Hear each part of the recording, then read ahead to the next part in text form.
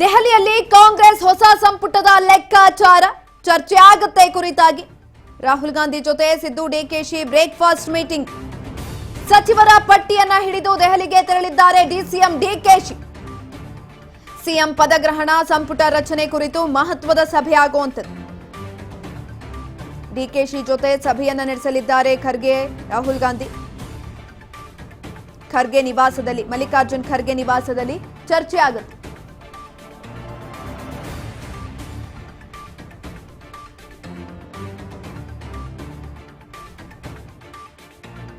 ಡಿಕೆಶಿ ಪಟ್ಟಿಯನ್ನ ಮುಂದಿಟ್ಟುಕೊಂಡು ಸಚಿವರ ಆಯ್ಕೆಯನ್ನ ಮಾಡಲಾಗುತ್ತೆ.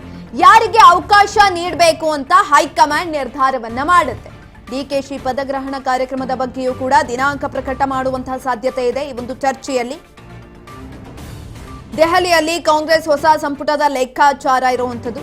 ಹೊಸ ಸಂಪುಟದಲ್ಲಿ ಸಿದ್ದು ಆಪ್ತರು ಕೂಡ ಇದ್ದಾರೆ. ಆಲ್ರೆಡಿ ಸಿದ್ದು ಈ ಕುರಿತಾಗಿ ತಮ್ಮ ಆಪ್ತರ ಪಟ್ಟಿಯನ್ನ ಕೂಡ ಕೊಟ್ಟಿದ್ದಾರೆ, ಯಾರೆಲ್ಲ ಸಚಿವರಾಗಬೇಕು ಅನ್ನುವ ನಿಟ್ಟಿನಲ್ಲಿ. ಮತ್ತೊಂದು ಕಡೆನಲ್ಲಿ ಡಿಕೆಶಿ ಕೂಡ ಒಂದು ಪಟ್ಟಿಯನ್ನ ಕೊಟ್ಟಿರುವಂತದ್ದು. ಎರಡೂ ಪಟ್ಟಿಗಳನ್ನ ಇಟ್ಕೊಂಡು ಹೈಕಮಾಂಡ್ ಒಂದು ನಿರ್ಧಾರವನ್ನ ತೆಗೆದುಕೊಳ್ಳುತ್ತೆ, ಯಾರಿಗೆ ಸಚಿವ ಸ್ಥಾನವನ್ನ ಕೊಡಬೇಕು. ಹಲವು ಸಚಿವಾಕಾಂಕ್ಷಿಗಳು ಈಗ ಆಲ್ರೆಡಿ ದೆಹಲಿಯಲ್ಲಿ ಬೀಡನ್ನ ಬಿಟ್ಟಿದ್ದಾರೆ. ಸಿಎಂ ಸಿದ್ದರಾಮಯ್ಯ ಡಿಕೆಶಿ ವರಿಷ್ಠರನ್ನ ಭೇಟಿಯಾದ ಬಳಿಕ ಅವರೂ ಕೂಡ ವರಿಷ್ಠರನ್ನ ಭೇಟಿಯಾಗುವಂತ ಸಾಧ್ಯತೆಗಳಿದೆ. ಹೊಸ ಸಂಪುಟ ರಚನೆ ಕುರಿತು ಚರ್ಚೆ ಕೂಡ ಆಗತ್ತೆ. ಯಾರಿಗೆಲ್ಲ ಕೊಡಬೇಕು, ಯಾರಿಗೆ ಯಾವ ಸಚಿವಗಿರಿಯನ್ನ ಕೊಡಬೇಕು ಅನ್ನುವ ಕುರಿತಾಗಿ ಚರ್ಚೆಗಳಾಗುವಂಥದ್ದು. ಇಲ್ಲೂ ಕೂಡ ಹೈಕಮಾಂಡ್ ತಮ್ಮ ನಿಲುವನ್ನ ಪ್ರದರ್ಶಿಸಿದ ಬಳಿಕ ಎಲ್ಲೂ ಕೂಡ ಒಗ್ಗಟ್ಟನ್ನೋದು ಬ್ರೇಕ್ ಆಗಬಾರ್ದು ಅನ್ನುವ ನಿಟ್ಟಿನಲ್ಲೇ ಆಲೋಚನೆಯನ್ನ ಮಾಡುತ್ತೆ.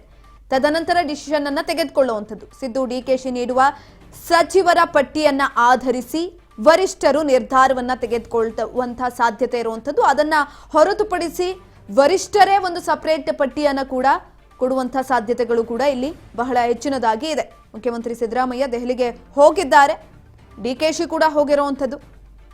ಡಿಕೆ ಶಿವಕುಮಾರ್ ಅವರು ತಮ್ಮ ಸಂಪುಟಕ್ಕೆ ತಾವು ಸೇರ್ಪಡೆ ಮಾಡಿಕೊಳ್ಬೇಕು ಅನ್ಕೊಂಡಿರುವಂತಹ ಕೆಲವೊಂದಷ್ಟು ಸದಸ್ಯರ ಪಟ್ಟಿಯನ್ನ ಕೂಡ ತೆಗೆದುಕೊಂಡು ಹೋಗಿದ್ದಾರೆ. ಮುಖ್ಯಮಂತ್ರಿ ಸಿದ್ದರಾಮಯ್ಯ ಅವರು ಕೂಡ ಹೊಸ ಸಂಪುಟದಲ್ಲಿ ತಮ್ಮ ಆಪ್ತರು ಸೇರ್ಪಡೆ ಆಗಬೇಕು, ಜೊತೆಯಲ್ಲಿ ಅವರು ಕೂಡ ಕೆಲಸವನ್ನ ಮಾಡಬೇಕು. ಕೆಲ ಹೆಸರನ್ನ ಕೂಡ ಸೂಚನೆಯನ್ನ ಮಾಡಿದ್ದಾರೆ. ಈಗ ಆಲ್ರೆಡಿ 20 ಹೆಸರುಗಳನ್ನ ಸೂಚನೆ ಮಾಡಿರುವಂಥದ್ದು. ಈ ಕುರಿತಾಗಿ ಹೆಚ್ಚಿನ ಮಾಹಿತಿಯನ್ನ ತಿಳ್ಕೊಳ್ತಾ ಹೋಗೋಣ. ನಮ್ಮ ಪ್ರತಿನಿಧಿ ಗೋವಿಂದ್ ಅವರು ಸಂಪರ್ಕದಲ್ಲಿದ್ದಾರೆ. ಗೋವಿಂದ್, ಸಿದ್ದು ಡಿಕೆಶಿ ನೀಡುವಂತಹ ಸಚಿವರ ಪಟ್ಟಿಯನ್ನ ಆಧರಿಸಿ ವರಿಷ್ಠರು ನಿರ್ಧಾರವನ್ನ ತೆಗೆದುಕೊಳ್ತಾರಾ ಅಥವಾ ಬೇರೆ ಪಟ್ಟಿಯನ್ನ ಇವರು ಹೇಳುವಂತಹ ಸಾಧ್ಯತೆ ಏನಾದ್ರೂ ಇದೆಯಾ ಅಂತ? ಸುಕನ್ಯಾ, ಯಾವುದೇ ಸರ್ಕಾರ ಬಂದಂತ ಸಂದರ್ಭದಲ್ಲಿ ಮುಖ್ಯಮಂತ್ರಿಗಳಿಗೆ ಎಲ್ಲ ರೀತಿಯ ಸ್ವತಂತ್ರ ಇರುತ್ತೆ. ಸಂಪುಟ ಪುನರಚನೆ ಇರ್ಬೋದು, ವಿಸ್ತರಣೆ ಇರ್ಬೋದು. ಆದ್ರೆ ಈಗ ಇರುವಂತ ಪರಿಸ್ಥಿತಿ ಬೇರೆ ಆಗಿದೆ. ಯಾಕಂದ್ರೆ ಎಲ್ಲೊಂದ್ ಕಡೆ ಸಿದ್ದರಾಮಯ್ಯ ವಿಶ್ವಾಸದಲ್ಲಿ ಇಟ್ಕೊಂಡು ಈಗ ಸಂಪುಟ ರಚನೆ ಆಗ್ಬೇಕಾಗುತ್ತೆ. ಆ ನಿಟ್ಟಿನಲ್ಲಿ ಇವತ್ತು ದೆಹಲಿ ಅಂಗಣದಲ್ಲಿ ಡಿಕೆ ಶಿವಕುಮಾರ್ ಅವರು ಮತ್ತು ಸಿದ್ದರಾಮಯ್ಯ ಇಬ್ಬರು ನಾಯಕರು ಕೂಡ ಪ್ರಮುಖವಾಗಿ ಸಭೆ ನಡೆಸಲಿದ್ದಾರೆ. ಎಸಿಸಿ ಅಧ್ಯಕ್ಷ ಖರ್ಗೆ ಅವರು ಈ ಒಂದು ಸಭೆಯ ಉಸ್ತುವಾರಿಯನ್ನು ವಹಿಸಿಕೊಂಡಿದ್ದಾರೆ. ಆದ್ರೆ ಈಗಾಗಲೇ ಡಿಕೆ ಶಿವಕುಮಾರ್ ಅವರು ಮತ್ತು ಸಿದ್ದರಾಮಯ್ಯ ಅವರು ತಮ್ಮದೇ ಆದಂತಹ ಪಟ್ಟಿಯನ್ನ ಈಗ ತೆಗೆದುಕೊಂಡು ಹೋಗಿರುವಂತದ್ದು. ನನ್ನ ಸಂಪುಟ ಹೇಗೆ ಇರಬೇಕು ಅನ್ನೋ ಸಂಬಂಧಪಟ್ಟಂತೆ ಈಗಾಗಲೇ ಜಾತಿವಾರು ಮತ್ತು ಪ್ರಾದೇಶಿಕವಾರು ಆ ಒಂದು ಸಮಾನತೆ ಅಡಿಯಲ್ಲಿ ಒಂದು ಸಂಪುಟ ಹೇಗಿರ್ಬೇಕು ಅನ್ನೋ ಸಂಬಂಧಪಟ್ಟಂತೆ ಹೈಕಮಾಂಡ್ ನಾಯಕರಿಗೆ ಈಗಾಗಲೇ ಪಟ್ಟಿಯನ್ನು ಕೂಡ ಕೊಟ್ಟಿದ್ದಾರೆ. ಅಂದ್ರೆ 2028 ವಿಧಾನಸಭೆ ಚುನಾವಣೆ ಭವಿಷ್ಯದ ದೃಷ್ಟಿಯಿಂದ ನನ್ನ ಸಂಪುಟ ಹೇಗಿರ್ಬೇಕು ಅಂತೇಳಿ ಈಗಾಗಲೇ ಹೈಕಮಾಂಡ್ ನಾಯಕ ಕೂಡ ಮನವಿಯನ್ನ ಅನ್ನೋ ಒಂದು ಮನವರಿಕೆ ಮಾಡಿಕೊಟ್ಟಿದ್ದಾರೆ. ಸಂಪುಟ ಈ ರೀತಿ ಇದ್ರೆ ನಾವು ಮುಂದಿನ 2 ವರ್ಷದಲ್ಲಿ 28ರ ಚುನಾವಣೆಯನ್ನ ನಾವು ಯಾವ ರೀತಿ ಎದುರಿಸಬೇಕು ಅನ್ನೋ ಲೆಕ್ಕಾಚಾರದಲ್ಲಿ ಕೂಡ, ರಾಜಕೀಯ ಲೆಕ್ಕಾಚಾರದಲ್ಲಿ ಕೂಡ ಈಗಾಗಲೇ ಡಿಕೆ ಶಿವಕುಮಾರ್ ಅವರು ಸಂಪುಟ ರಚನೆಗೆ ಸಂಬಂಧಪಟ್ಟಂತೆ ಪಟ್ಟಿಯನ್ನ ಕೊಟ್ಟಿರುವಂತದ್ದು.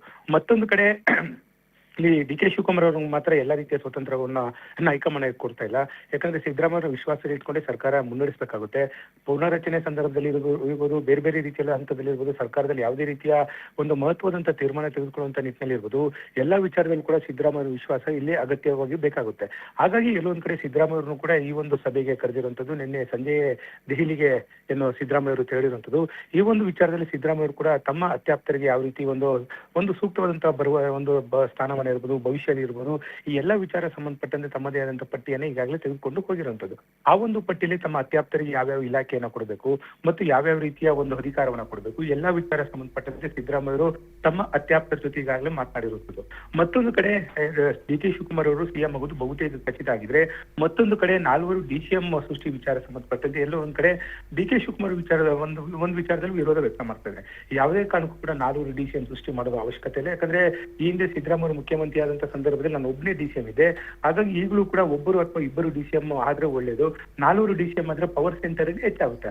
ಆ ಮೂಲಕ ಎಲ್ಲೋ ಒಂದ್ ಕಡೆ ನನ್ನ ಕೈ ಕಟ್ಟಾಕ್ದಂಗಾಗುತ್ತೆ. ಹಾಗಾಗಿ ಸದ್ಯದ ಮಟ್ಟಿಗೆ 400 DCM ಅವಶ್ಯಕತೆ ಇಲ್ಲ ಅಂತೇಳಿ ಹೈಕಮಾಂಡ್ ನಾಯಕರಿಗೂ ಕೂಡ DK ಶಿವಕುಮಾರ್ ಅವರು ಮನವರಿಕೆನ ಮಾಡ್ಕೊಡ್ತಾ ಇದ್ದಾರೆ.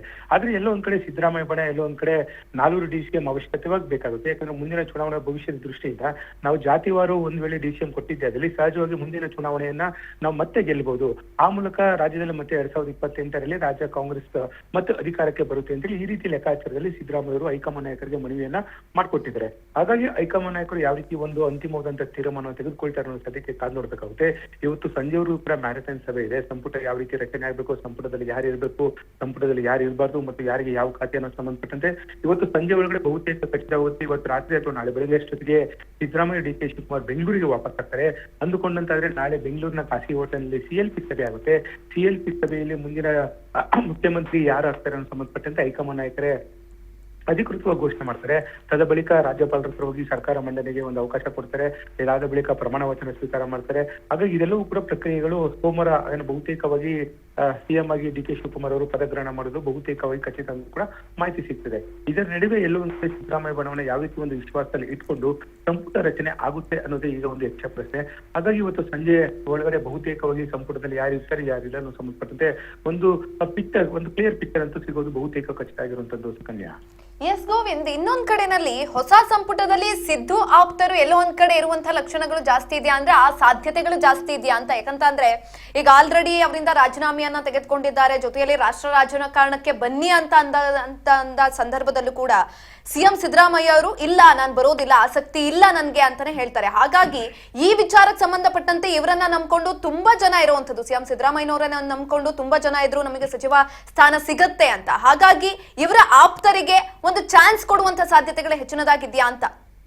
ಸುಕನ್ಯಾ, ಅದೇ ಒಂದು ಕಾರಣಕ್ಕೆ ಕಾಂಗ್ರೆಸ್ನ ಹೈಕಮಾಂಡ್ ಸಿದ್ದರಾಮಯ್ಯ ಅವರಿಗೆ ದೆಹಲಿಗೆ ಬರುವಂತೆ ಬುಲಾವ್ ಕೊಟ್ಟಿದ್ರು. ಹೈಕಮಾಂಡ್ ನಾಯಕರ ಒಂದು ಬುಲಾವ್ ಮೇರೆಗೆ ಸಿದ್ದರಾಮಯ್ಯ ಅವರು ಕೂಡ ದೆಹಲಿಗೆ ತೆರಳಿದ್ದಾರೆ.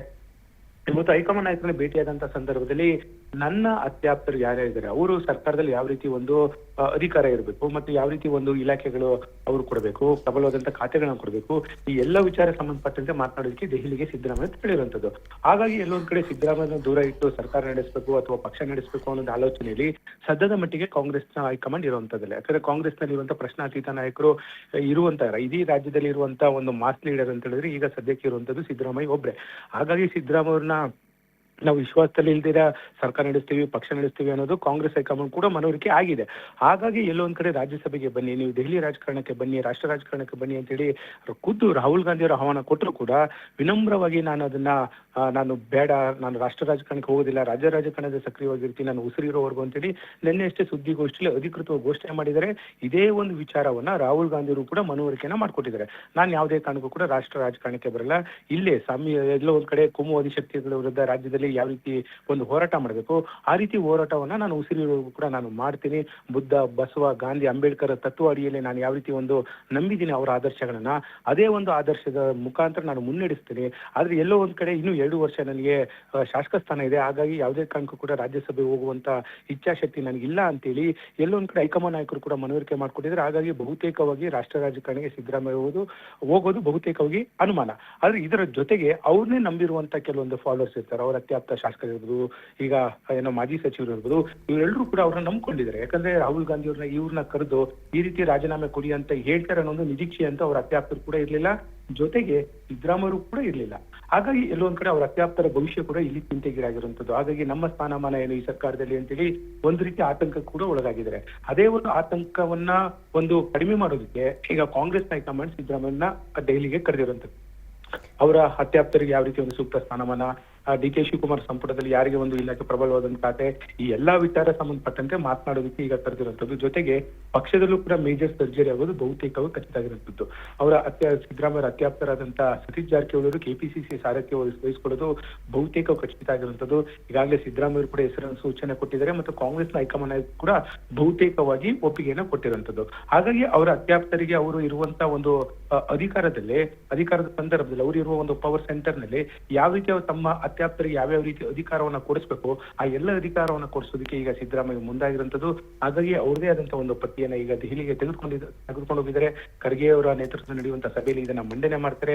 ನನ್ನ ಅತ್ಯಾಪ್ತರಿಗೆ ಯಾವ್ಯಾವ ಸೂಕ್ತವಾದಂತಹ ಸ್ಥಾನಮಾನ ಕೊಡಬೇಕು, ಪಕ್ಷದಲ್ಲಿ ಇರ್ಬೋದು, ಜೊತೆಗೆ ಸರ್ಕಾರದ ಮಟ್ಟದಲ್ಲಿ ಇರ್ಬೋದು, ಆ ರೀತಿ ಎಲ್ಲ ತೀರ್ಮಾನಗಳನ್ನ ಇವತ್ತು ಬಹುತೇಕವಾಗಿ ಸಂಜೆ ಒಳಗಡೆ ತೆಗೆದುಕೊಳ್ಳುವಂತ ಸಾಧ್ಯತೆ ಇದೆ. ಹಾಗಾಗಿ ಕಾದೊಡ್ಬೇಕಾಗುತ್ತೆ ಸಿದ್ದರಾಮಯ್ಯ ಬಣಕ್ಕೆ ಎಷ್ಟು ಖಾತೆಗಳು ಸಿಗುತ್ತೆ, ಜೊತೆಗೆ ಡಿ.ಕೆ. ಶಿವಕುಮಾರ್ ಅತ್ಯಾಪ್ತರಿಗೆ ಎಷ್ಟು ಒಂದು ಸಂಖ್ಯೆಗಳಲ್ಲಿ ಒಂದು ಸಚಿವ ಸ್ಥಾನ ಸಿಗುತ್ತೆ. ಇದೆಲ್ಲವೂ ಕೂಡ ಇವತ್ತು ಸಂಜೆ ಒಳಗಡೆ ಬಹುತೇಕ ಖಚಿತ ಆಗುತ್ತೆ. ಅದು ಕಾದೊಡ್ಬೇಕಾಗುತ್ತೆ. ಸುಕನ್ಯಾ ಎಲ್ಲೋ ಒಂದ್ ಕಡೆ ಅಳೆದು ಜಾತಿವಾರು ಮತ್ತು ಪ್ರಾದೇಶಿಕವಾರು ಎರಡರ ನೋಡ್ಕೊಂಡು ಸಂಪುಟ ರಚನೆ ಆಗ್ಬೇಕಾಗುತ್ತೆ.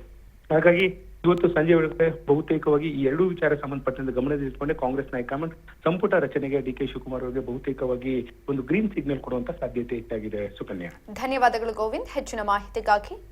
ಈಗ ಆಲ್ರೆಡಿ ದೆಹಲಿಯಲ್ಲಿ ಸಿದ್ದರಾಮಯ್ಯ ಹಾಗೂ ಡಿ.ಕೆ.ಶಿ ಇಬ್ರು ಕೂಡ ಇರುವಂಥದ್ದು. ಹಾಗಾಗಿ ಹೈಕಮಾಂಡ್ ನಿರ್ಧಾರ ಯಾವ ರೀತಿಯಾಗಿರುತ್ತೆ ಅನ್ನುವಂಥದ್ದು ತೀವ್ರವಾದಂತಹ ಕುತೂಹಲವನ್ನು ಮೂಡಿಸ್ತಾ ಇದೆ. ಕೆಲವೇ ಕ್ಷಣಗಳಲ್ಲಿ ರಾಹುಲ್ ಗಾಂಧಿ ಅವರನ್ನ ಭೇಟಿ ಆಗ್ತಾರೆ. ಸರ್ಕಾರ ರಚನೆಯ ಕಸರತ್ತು ಇದೀಗ ಜಾಸ್ತಿ ಆಗ್ತಾ ಇದೆ.